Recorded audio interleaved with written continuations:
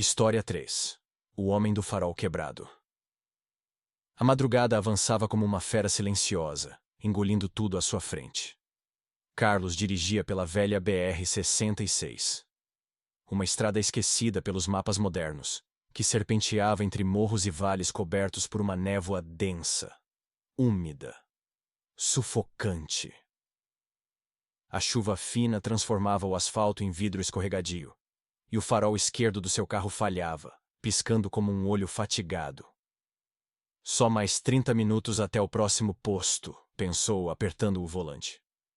A estrada estava vazia, completamente deserta, exceto por uma placa enferrujada que ele mal conseguiu ler. Reduza! Curva perigosa! Carlos desacelerou, atento. O som dos limpadores rangia compassadamente, como um velho relógio marcando o tempo que insistia em não passar. De repente, ao fazer a curva, viu um homem parado à beira da estrada.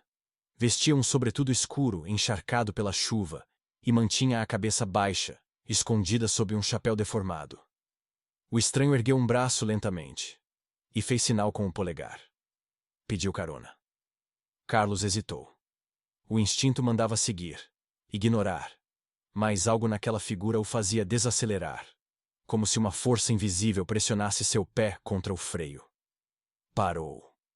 O homem, sem pressa, se aproximou e entrou no carro. Boa noite, murmurou Carlos, tentando disfarçar o nervosismo. O estranho permaneceu em silêncio, fechando a porta lentamente, como se cada movimento fosse calculado. Carlos notou que ele estava absurdamente molhado, mas não parecia incomodado. Pôs o carro em movimento. Está indo para onde? Nenhuma resposta.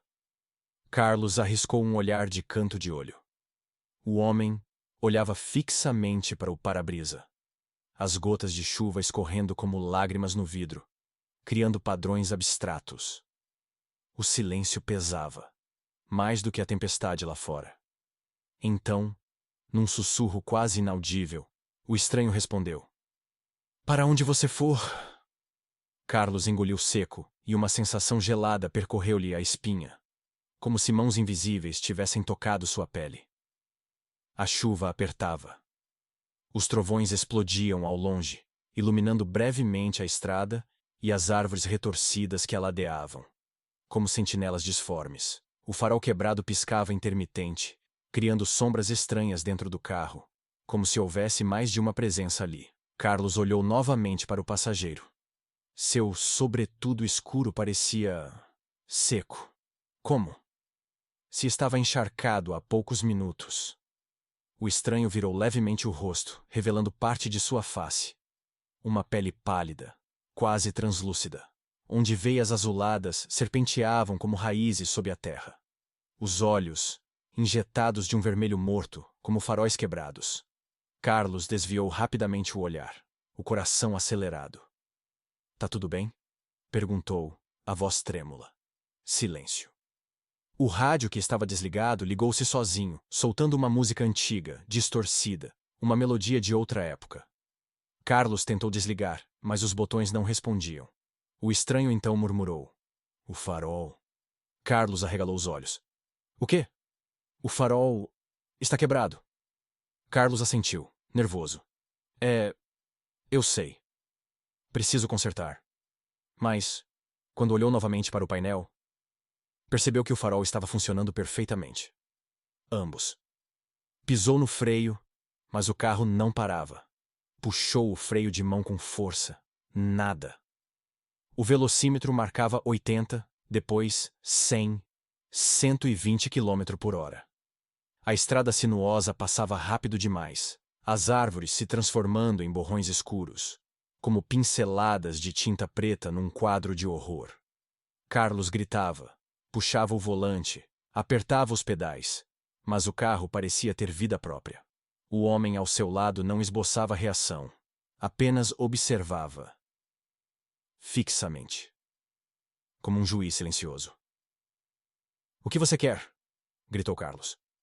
O estranho inclinou a cabeça e respondeu com a voz cavernosa, como se ecoasse de um túmulo: "Estou levando você.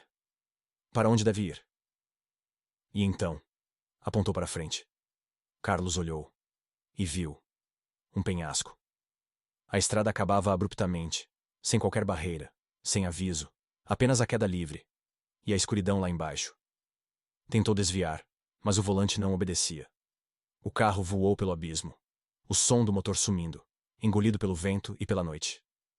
Carlos fechou os olhos, esperando o impacto. Mas, ao abri-los, estava parado. Na mesma curva onde tudo começou. O carro desligado. A chuva cessara. O farol quebrado piscava uma última vez e apagava de vez. Olhou ao lado. O banco do passageiro.